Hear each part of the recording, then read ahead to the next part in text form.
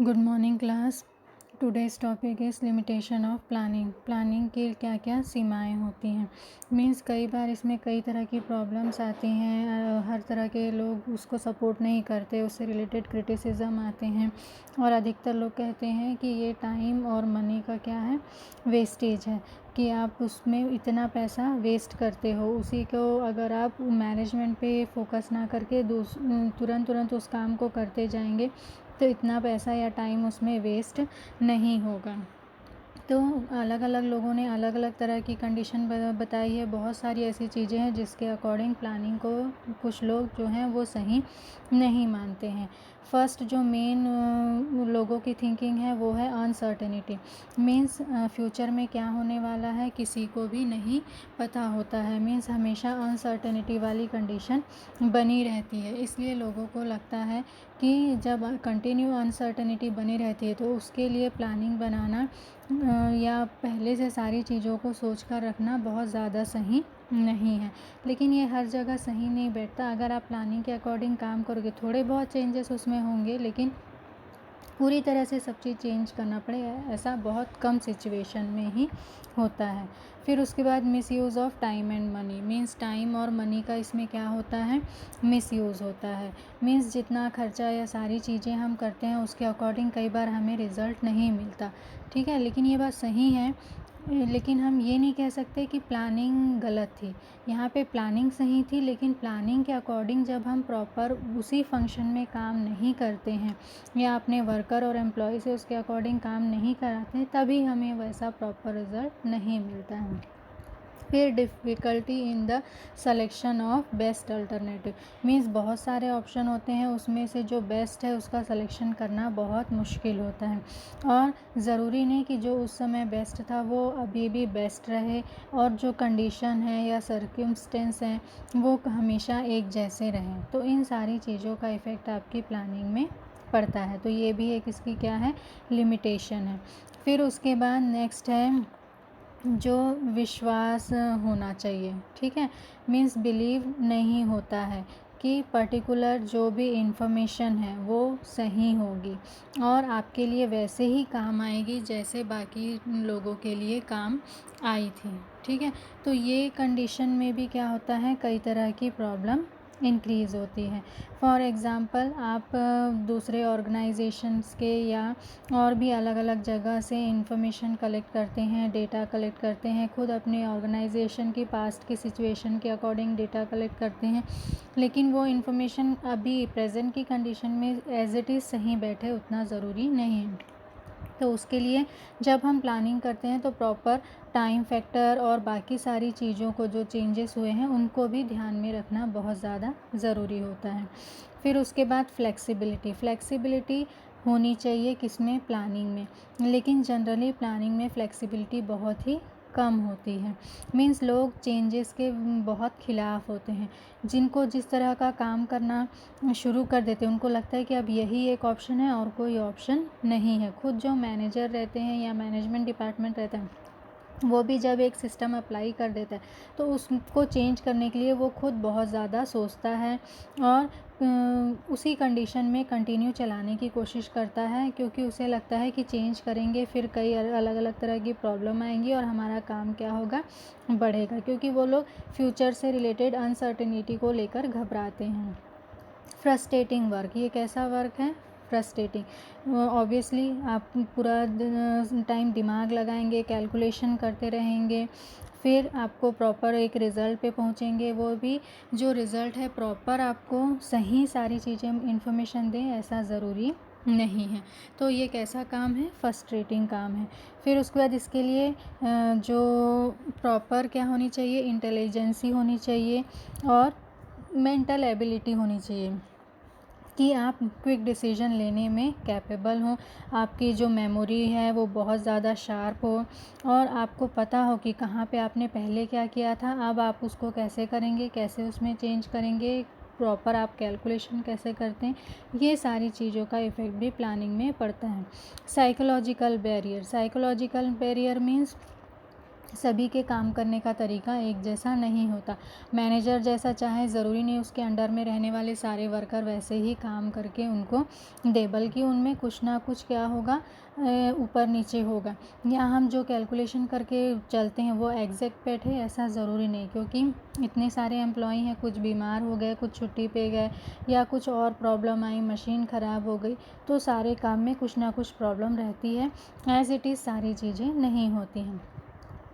Lack of initiative means लोग पहल करने से डरते हैं। खुद मैनेजमेंट भी बहुत ज़्यादा चेंजेस करने से डरता है। पहले तो बजट की प्रॉब्लम, खुद कंपनी का ओनर कई बार इससे पीछे हट जाता है, ठीक है, या रूल्स रेगुलेशन में चेंजेस तो वर्कर या एम्प्लॉय उससे सेटिस्फाई नहीं होते हैं। तो इस तरह की कई प्रॉब्लम होती है जिसके कारण जो चेंजेस हैं हम उससे हमेशा क्या होते रहते हैं, पीछे हटते रहते हैं।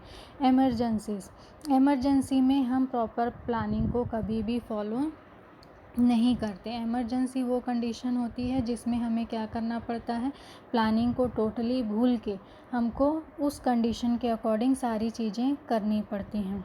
फॉर एग्ज़ाम्पल अगर कहीं पे अचानक लड़ाई हो गई, युद्ध वाली सिचुएशन आ गई, तब आप उस समय प्लानिंग को लेके चलोगे क्या? नहीं, आप उस समय सिर्फ वहाँ से बाहर निकलने के बारे में सोचोगे, या अपनी ऑर्गेनाइजेशन के थ्रू आप जो कर सकते हो वो करने की कोशिश करोगे। मीन्स उस समय आपका पूरा फोकस क्या रहेगा, उस सिचुएशन से लोगों को बचाना और उनके लिए और अपने लिए एक सेफ़ इन्वायरमेंट आप क्रिएट करना, जिससे कि आप वहाँ पे सुरक्षित रहें।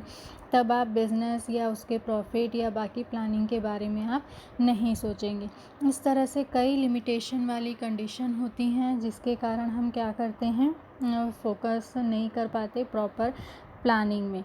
जो बिज़नेस का सर्कल है वो कंटिन्यू एक जैसा नहीं रहता, उसमें कई बार चेंजेस होते रहते हैं, ठीक है। कई तरह के नेचुरल डिज़ास्टर होते रहते हैं, उनका इफ़ेक्ट पड़ता है, बाढ़ आ गया, भूकंप आ गया, ठीक है, या फिर खुद कई बार आग वगैरह लग जाना जिस पे हमारा टोटली कोई कंट्रोल नहीं होता।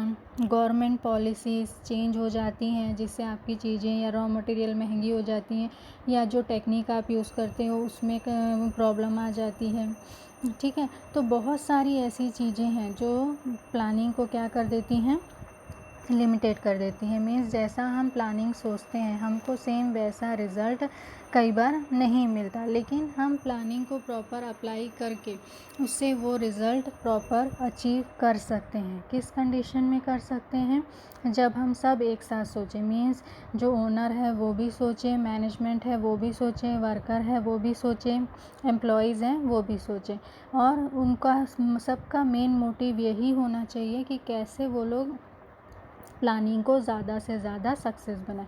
तो इस तरह जब सोच के और वो किसी भी तरह के चेंजेस के लिए तैयार रहते हैं, तो उस कंडीशन में अगर आप प्लानिंग करते हो तो उस तरह की प्लानिंग क्या होती है, सक्सेसफुल होती।